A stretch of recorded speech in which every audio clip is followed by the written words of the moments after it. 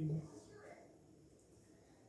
Hello students, today we are going to do exercise 3.4, 3.3, 3.2 is over. So 3.4 का हम 3.3 का हम लोग क्वेश्चन नंबर 6 से स्टार्ट करने वाले हैं. Now the question number 6 is two adjacent angles of a parallelogram have equal measure. Find the measure of each of the angles of the parallelogram. बच्चों क्वेश्चन नंबर 6 में आपको एक पैरेललोग्राम गिवन है. इस पैरेललोग्राम में suppose this is ABCD. If we name it ABCD. इस parallelogram में adjacent angle का जो मेजर है वो आपको दिया हुआ है. These two adjacent angles are equal.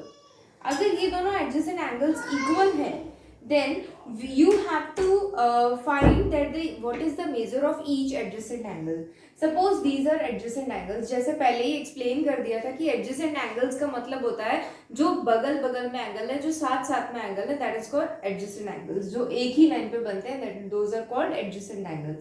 Here A and B are adjacent angles and it has been given here that angle A is equals to angle B. This is given here. तो आप लोगों को given भी लिखना है. Given here is angle A is equals to angle B. If angle A is equals to angle B, then we know that the sum of two adjacent angles of a parallelogram is equal to 180 degree.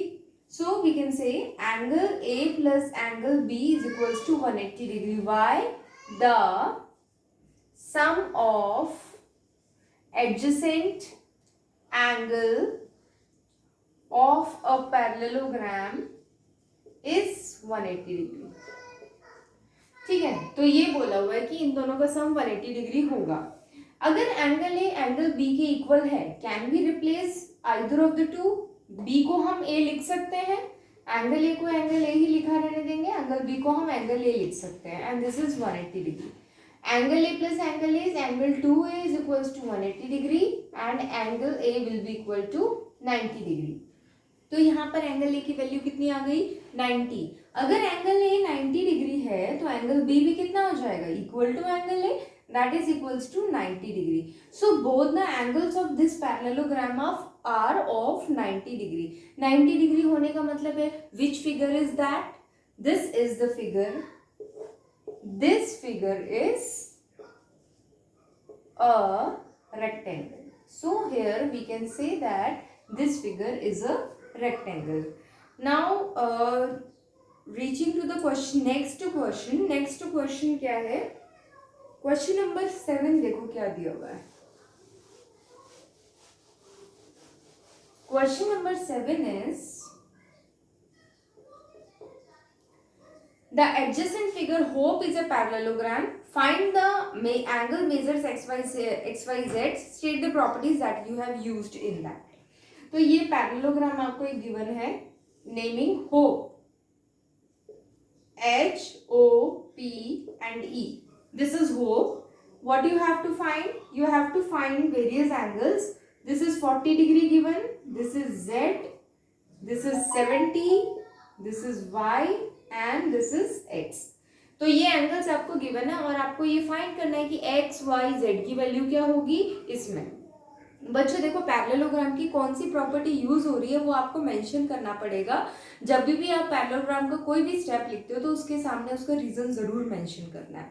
Now if you want to find that what is the value of x, y, z, you should know कि यहाँ पे दो lines कौन कौन सी parallel है. So where we can say HE is parallel to OP. अगर parallel lines हैं तो पैरेलल लाइंस पर अल्टरनेट एंगल्स इक्वल होते हैं. हम ऐसे भी इक्वल कर सकते हैं. और द सेकंड थिंग, तो यहाँ पे हम y की वैल्यू डायरेक्टली लिख सकते हैं. सॉल्यूशन यहाँ से देखो, यहाँ पे लिखेंगे from the figure we can say HE is parallel to PO. So angle EHP is equal to angle OPH. Angle EHP is equal to angle OPH. So the value of OPH हमें क्या बोलेंगे? OPH. तो OPH कौन सा angle है? Angle Y है. This is angle EHP is equals to Y और EHP की वैल्यू क्या है? 40 डिग्री, तो y कितना आ जाएगा 40 डिग्री। तो y आ गया आपको 40 डिग्री, y भी अगर 40 डिग्री आ गया यहाँ पर, okay. Now how can you find the value of z, z की वैल्यू कैसे फाइंड कर सकते हो? अगर आपको ये पता है ये वाला एंगल कितना है तो आपका z भी पता चल जाएगा। And how can you find this angle, तो ये वाला एंगल फाइंड करने के लिए आप लीनियर पेयर लगा सकते हो। क्यों? Because this is an straight line, इसको सपोज x मान लेते हैं, अगर ये स्ट्रेट लाइन है तो इन दोनों का सम 180 डिग्री होगा, 180 में से 70 सब्ट्रैक्ट कर देंगे तो ये वाला एंगल आ जाएगा।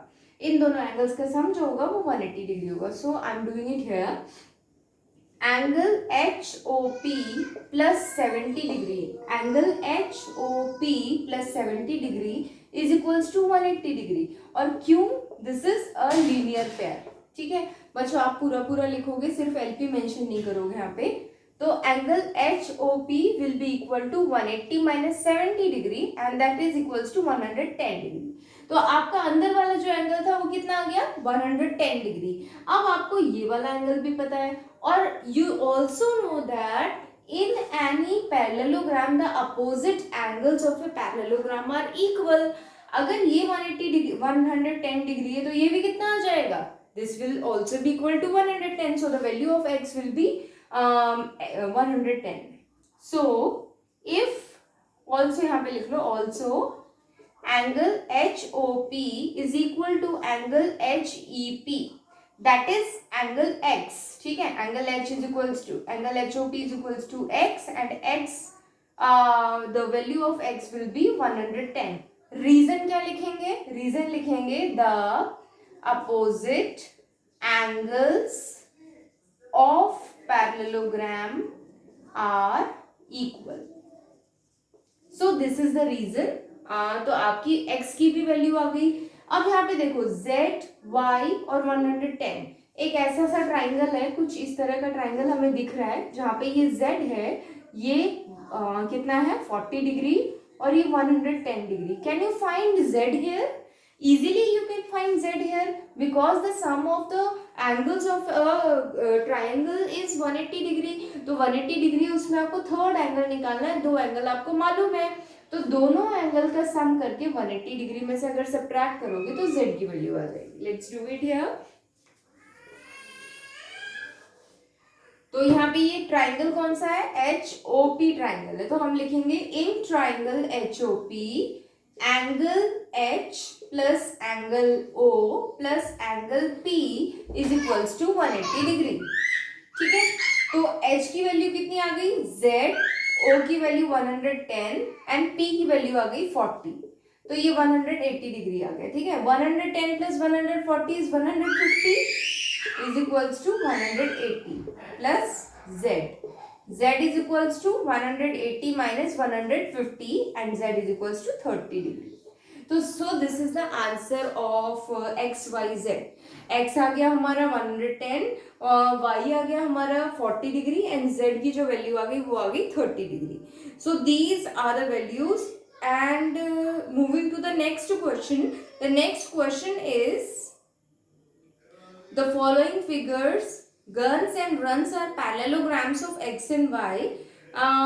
तो बच्चों देखो how to do these questions।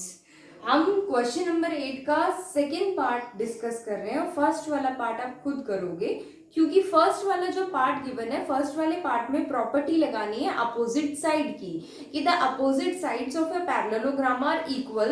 अगर इक्वल है तो you can put the values equal. 26 is equals to 3y minus 1 हो जाएगा and 3x is equals to 18 लिख लेंगे। so this is easy but we are now going to do the second part of question number 8। so the first part of question number first is your homework।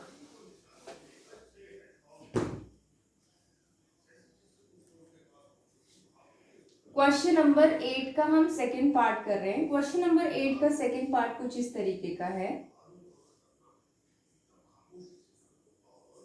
ये जो हमने join कर दिया अपने RUNS, runs हमने join कर दिया। This is 20, this is 16, this is x plus y and this is